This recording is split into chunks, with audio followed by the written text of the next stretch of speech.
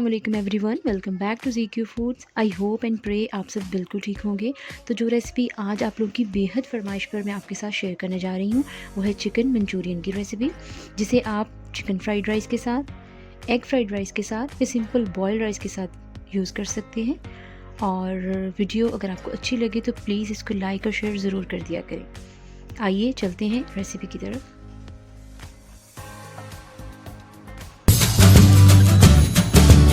Ingredients की detail आपको description box में मिल जाएगी। तो यहाँ पर मैंने चिकन का ब्रेस्ट पीस लिया है और ये अराउंड हाफ kg है। इसको मैंने तकरीबन 1.5 इंच के टुकड़ों में ऐसे कट कर लिया। तो इसमें मैं डालूंगी तकरीबन 3/4 teaspoon salt, 1 teaspoon red chilli flakes, 3/4 teaspoon black pepper, half teaspoon white pepper, 1 tablespoon ginger garlic paste, 1 tablespoon soya sauce, 1 tablespoon vinegar और 4 to 5 टेबलस्पून है ये मेरे पास सिंपल मैदा। और ये एक अंडा है, इसको मैं बीट करके इसको पहले हाफ डालूंगी, अगर ज़रूरत हुई तो उसके बाद में दोबारा डाल दूँगी। ये बड़े साइज़ का था अंडा। और बस इनको अच्छी तरह से मिक्स कर देना है। तो बेहतर ये है कि आप इसको हाफ़ एन आवर के लिए मैरिनेट करने के लिए रख दें, और अगर आपके पास टाइम नहीं है तो इट्स ओके, आप इसको ऑन द स्पॉट भी फ्राई कर सकते हैं। तो यहाँ पर आप देख सकते हैं ये अच्छे से मिक्स हो चुका है, ये देखिए। अब इसको मैं कवर करके रख दूँगी आधे घंटे के लिए। और ये अंडा जो था ये देखिए इतना सा बच गया। यहाँ पर एक पैन में मैं लूँगी ऑयल। बिस्मिल्लाहिर्रहमानिर्रहीम। ये तकरीबन इतना लेना है कि क्योंकि चिकन को डीप फ्राई करना है।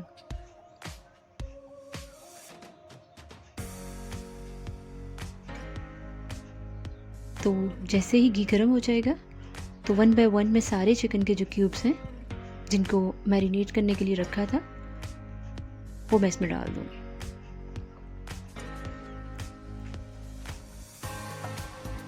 फ्लेम ना तो बहुत हाई रखनी है और ना ही लो हो, तकरीबन मीडियम टू लो फ्लेम पर इसको फ्राई करना है, क्योंकि इसको कुक भी करना है। और 7 से 8 मिनट लगेंगे, ये बड़े अच्छे से कुक हो जाएंगे। तो 3 से 4 मिनट के बाद इसको हिलाना है और उसके बाद इनकी साइड चेंज कर देनी है। यहाँ पे 8 मिनट में ये देखिए इसका कितना अच्छा कलर आ चुका है। अब मैं इनको निकाल लूँगी। ये देखिए, ये एज इट इज़ भी बहुत अच्छे लगते हैं। बच्चे इसको केचप के साथ भी बहुत इंजॉय करते हैं। बहुत ही क्रिस्पी जो है ये रेडी हुए हैं। और इनको मैं किसी टिश्यू पे रख दूंगी ताकि अच्छी तरह से इसका ऑयल जो है वो एब्जॉर्ब हो जाए। इसी तरह करके जो बाकी थे रिमेनिंग उनको भी मैं फ्राई कर लूँगी। ये 2 बैच में ये फ्राई हुए हैं। ठीक है, चलते हैं अगले स्टेप की तरफ। इसकी ग्रेवी रेडी करनी है, तो उसके लिए मैंने लिया है तकरीबन 1.5 टेबलस्पून ऑयल। जैसे ही ऑयल गर्म हो गया तो इसमें मैंने जिंजर गार्लिक जो है वो चॉप्ड वो इसमें डालना है और इसको हल्का सा सौते करना है मीडियम फ्लेम पर। जैसे ही एक अच्छी सी गार्लिक की खुशबू आना स्टार्ट हो जाएगी तो इसमें मैं वेजिटेबल्स डाल दूँगी। तो मैं यहाँ पर सिर्फ मैंने अनियन लिए हैं और बेल पेपर लिए। बेल पेपर 2 थी और अनियन एक बड़े साइज़ का था। इसके अलावा आपको कोई और वेजिटेबल पसंद है तो आप वो भी डाल सकते हैं। इनको फुली कुक नहीं करना, सिर्फ 1 मिनट तक इनको मैं फ्राई करूँगी मीडियम फ्लेम पे। और उसके बाद मैं इसमें डालूँगी salt 1 teaspoon, red chilli flake 2 teaspoons, half teaspoon red chilli powder, 1 teaspoon black pepper, 1 tablespoon soya sauce, 1 tablespoon vinegar, 1.5 teaspoon sugar. Spices आप अपनी मर्ज़ी से ज़्यादा या कम कर सकते हैं। और इनको अच्छी तरह से मिक्स कर देना है। और इसके साथ ही आप केचप भी डाल सकते हैं, लेकिन मैं केचप बाद में डालूँगी। मैं यहाँ पर तकरीबन 2 कप के करीब पानी ले रही हूँ। तो आपको जितना चाहिए ग्रेवी आप उतना पानी डालिए।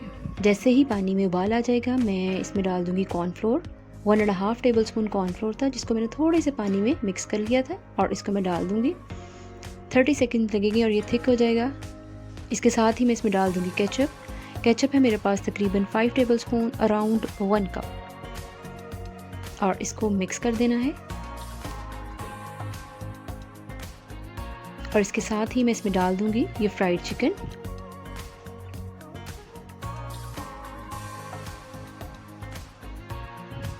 بس اس کو مکس کرنا ہے اور تیار ہے ہمارا زبردست چکن منچورین. یہ دیکھیں گریوی اس کی کتنی اچھی ریڈی ہوئی ہے, بہت زیادہ تھک نہیں ہے. یہ دیکھیں, تو اس کو میں صرف 1 منٹ کے لیے کور کر کے رکھوں گی, اس کے بعد اس کو میں ڈش آؤٹ کر لوں گی. تو جناب تیار ہے ہمارا زبردست چکن منچورین. دیکھیے کتنا خوبصورت کلر اس کا آیا ہے. اسے آپ چکن فرائیڈ رائس کے ساتھ یا ایگ فرائیڈ رائس کے ساتھ ضرور ٹرائی کیجیے گا.